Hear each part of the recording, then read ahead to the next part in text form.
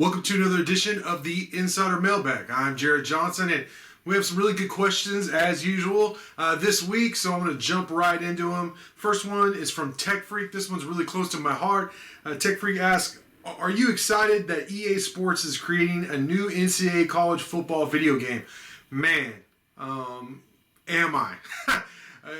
This is probably my favorite video game. It's definitely my favorite sports video game of all time. NCAA football was. I think NCAA 14 was the last one, so it's been quite a while. Even when I'm a video game nerd. When I was like a kid, before leaving the house, especially through junior high, early high school.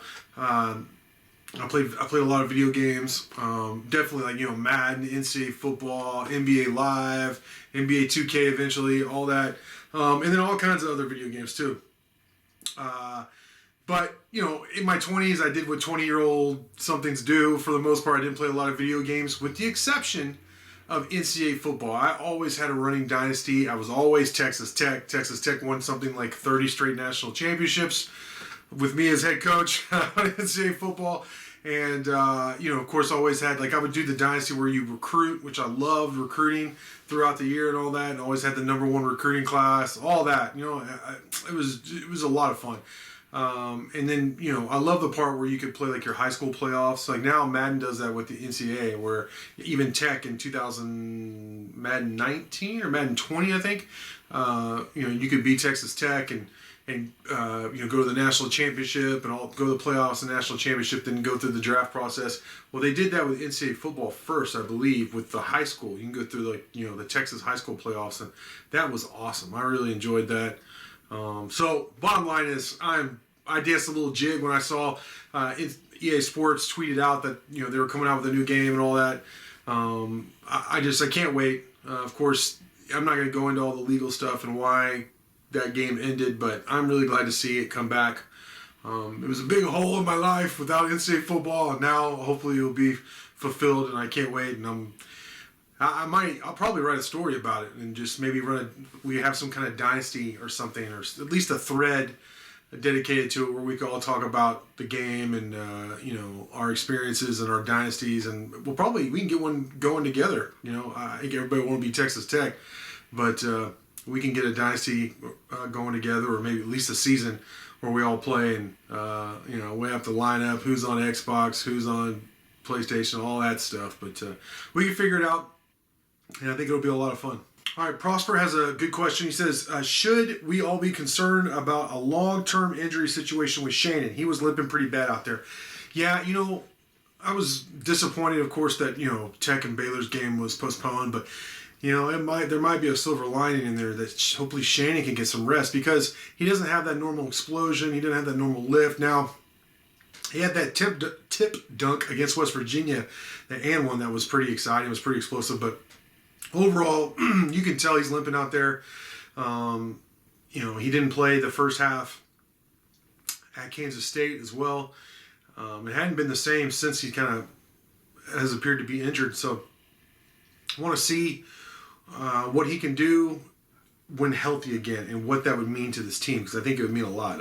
Obviously, I think he could do a lot. So hopefully the rest this week will allow him to come back and be a different player Monday night against TCU when the Red Raiders return to action, because they need Shannon to be that superstar that he can be.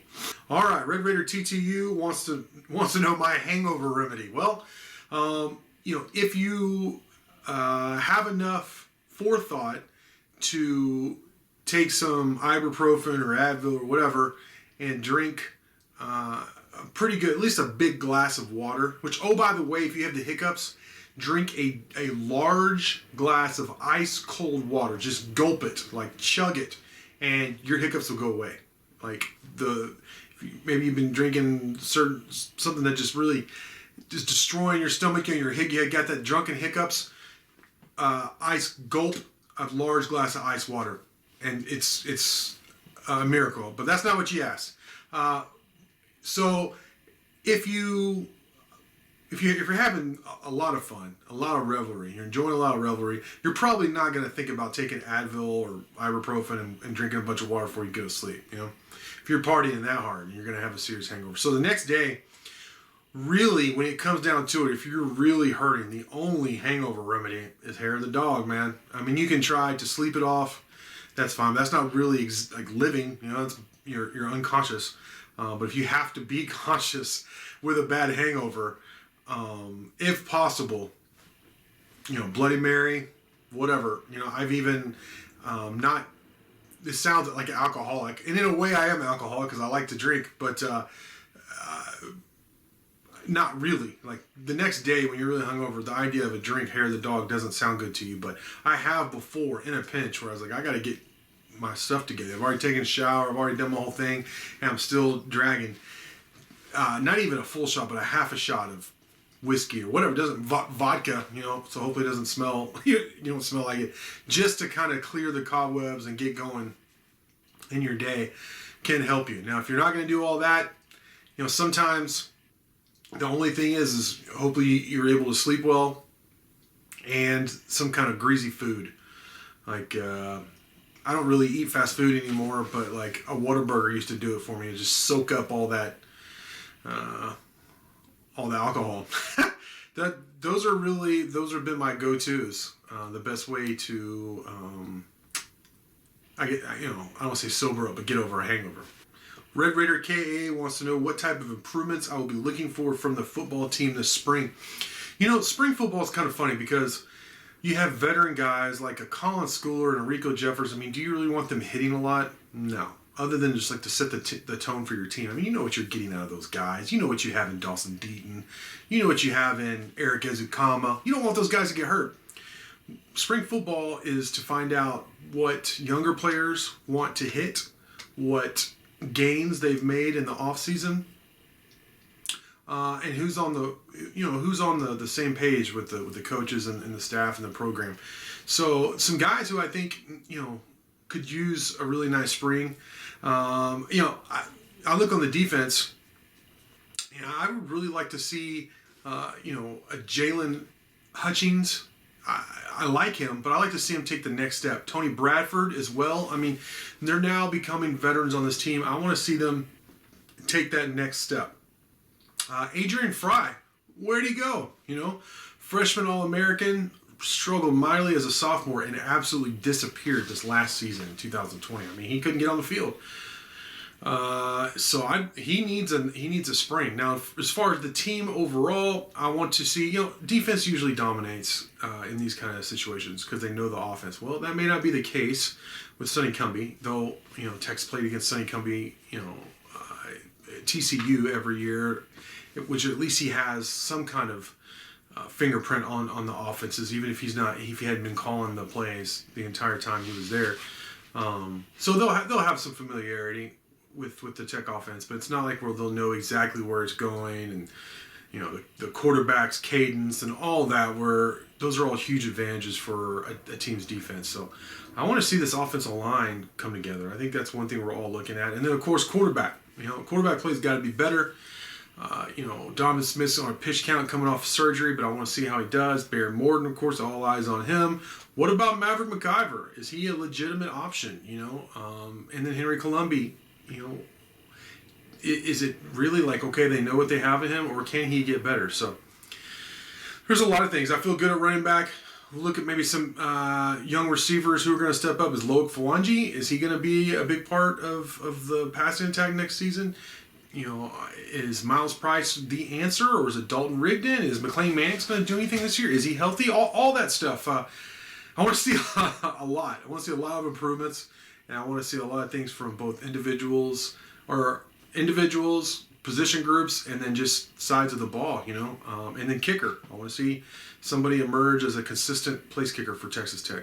Saddle Tramp asks about basically developing big men. It's just kind of a long question, but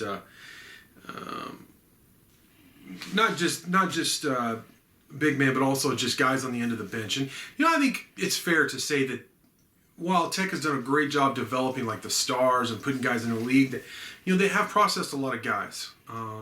Josh Mballa, I think, is always the first that comes to mind. He went off Buffalo and was a double-double guy, power forward that Tech could have really used last year and this year. So, perhaps they have been overzealous in terms of turning over the roster, especially the end of the roster. Now, Clarence Nadolny, who XL Trent mentioned in his question, is a good example of being patient and the player being patient. And he's starting to come around. I really like that. I think Tyreek Smith, more than necessarily Golden. I don't know. We haven't seen enough of Golden. And I don't know what the plans are in terms of him on the roster. But Tyreek Smith is a big man. You recruited from high school. I know he's 6'7", but really the length and the way he plays, he's a four. He's a power forward. And he's a good rim protector, finisher, all that. He's got some skill to his game. He can knock down the occasional three.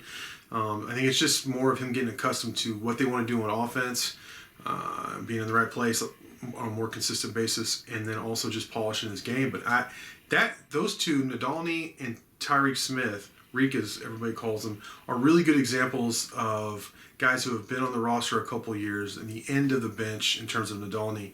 Reek was hurt last year, but in developing, and now they're playing meaningful minutes on a good team, on a ranked team, a team that's going to more than likely going to go to the tournament. So I think Mighty Joe and I covered this in a recent podcast, but I think perhaps there's been a shift in philosophy toward what you're saying, XL Tramp, and developing the end of the roster. And I think it's good for a number of reasons. It's good for team morale. It's good just for development. I think it'll help recruiting. It'll help a future core where you can have some guys return. And I do think several guys from this team are going to return next year. So those are all positive signs. And I think it is a shift in philosophy, to be honest. All right, this is a really good question. I think this is a smart question from Texas Tech Austin. He says, could teams hitting threes on Tech be a combination of players getting more accustomed to the new three-point line and a heightened difficulty for the Iron Donut defense to get out to defend the expanded three-point line? Well, yeah, I mean, I think one of the things that doesn't get talked about a lot is the angles, the geometry of basketball, and how different it is because of those lines, where the three-point line is, and just the length of the players, the athleticism of the players, the speed of the game. That is something that each player has to. It's akin to in football the speed of getting off the ball in the snap, and how much energy you have to play with on every play from say every level, high school to college to NFL, and then college is the same thing, just the athletic ability, the height, just the skill level. I mean, the difference between high school and college, especially like Big 12 basketball, is amazing. And then there's just another huge step between the college and NBA. But the three-point line, the change in the angles and the geometry of covering that as a defense from the Iron Donut standpoint is something that as soon as I heard it was going to be introduced, I was nervous about. And it's kind of gotten lost by the wayside. I think probably because of COVID, to be honest. But that's a really good point, and I do think it is playing a role in Tech's difficulty in having to cover more terrain. So you would think it would lower three-point shooting percentages, but it's actually spaced things out. And I don't know what the national average is, but heck, at least in terms of the teams playing Texas Tech, it's obvious the percentage has gone up. I think it's a combination of that. I think it's a combination of teams getting more used to, and with smart coaching staffs and really good players attacking the scheme, and then also personnel. I think this personnel isn't as good as in terms of perimeter defense as we saw maybe even last year, but definitely 2 years ago. So. But that is an aspect that I haven't been talking about that I think definitely does play a role in it. And it's a really good question, Texas Tech Austin. And hey, it was really good questions all the way around.